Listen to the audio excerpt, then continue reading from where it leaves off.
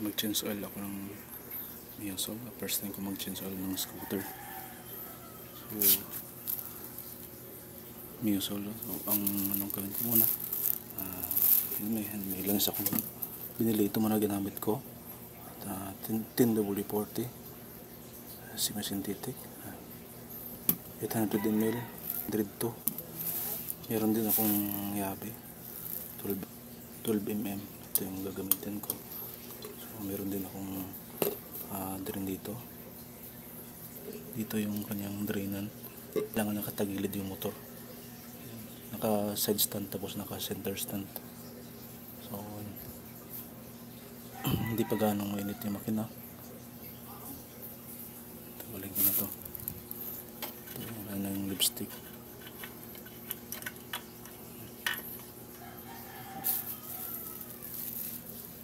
Tapos ito. So pwesto ko lang siya. Ang pagtanggal nito, ikot mo lang siya pakaliwa. Ayan. Ikot pakaliwa. Ayan. Dali lang din siya nagalan, hindi ako nahirapan magtanggal.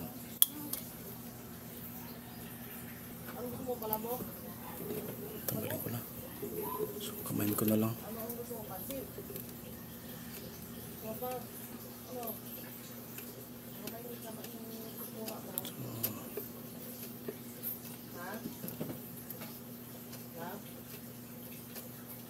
Sopas na lang. Sopas na lang. Kalimutan kong mag-change oil. Ako, kunti na lang ang langis. Patay tayo dyan.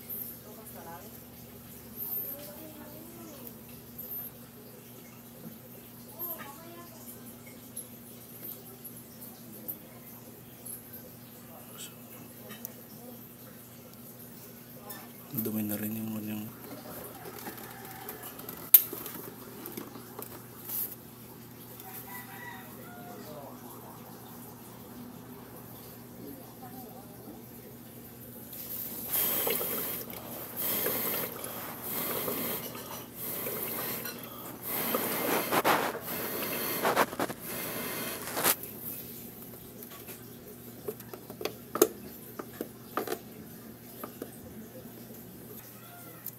ito yung kanyang lipstick. Punasan natin. Kunting lagis lang nakuha. Ang kainis. First time kong makalimutan mag-change oil.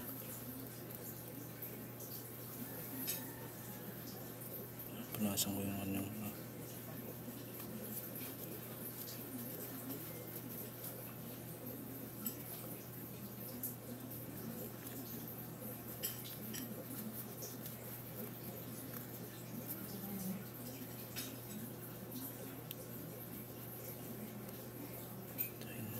na.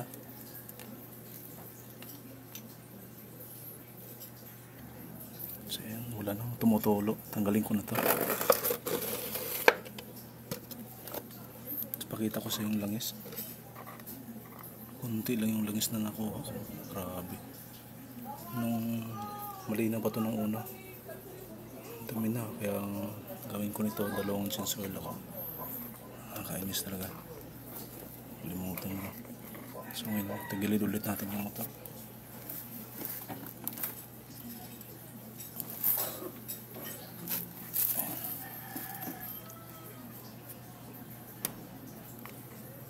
So lapit natin.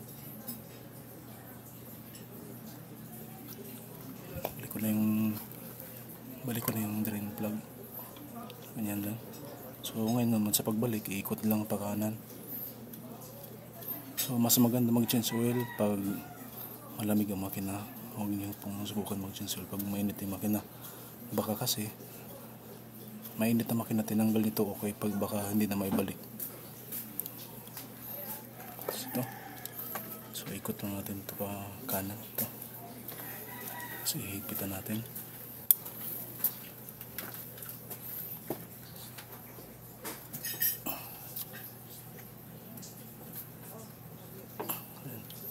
Saktong higpit lang.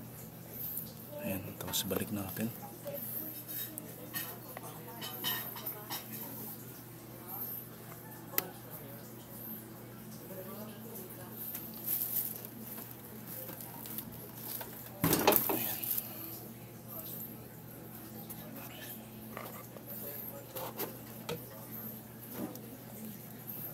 Tanggalin natin, no? 10W40 para dito sa Miosol ay 125. Ngayon, wala tayong imbudo. So, kailangan ng imbudo yan.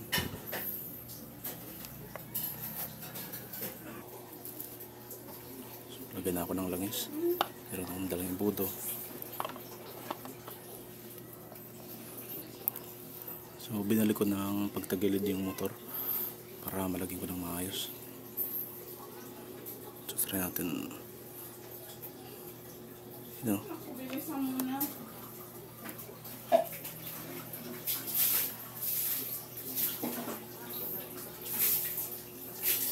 Tumulo. Basta natin yung pinto. Papasok yung hangin. Si Baba. Papasok yung hangin.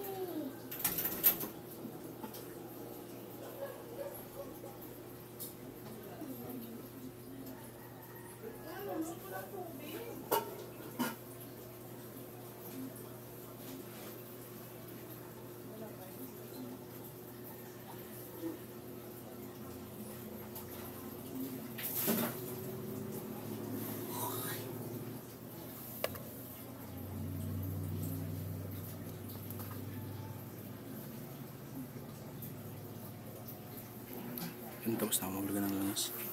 Balik natin yung stick. Malinis na rin yan.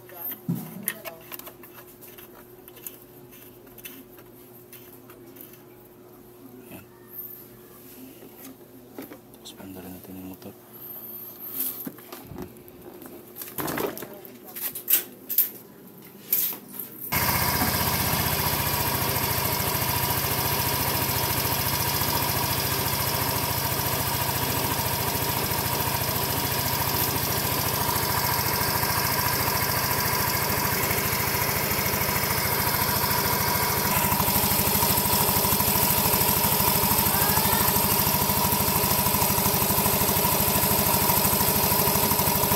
Itim yung langis. Itim yung langis po.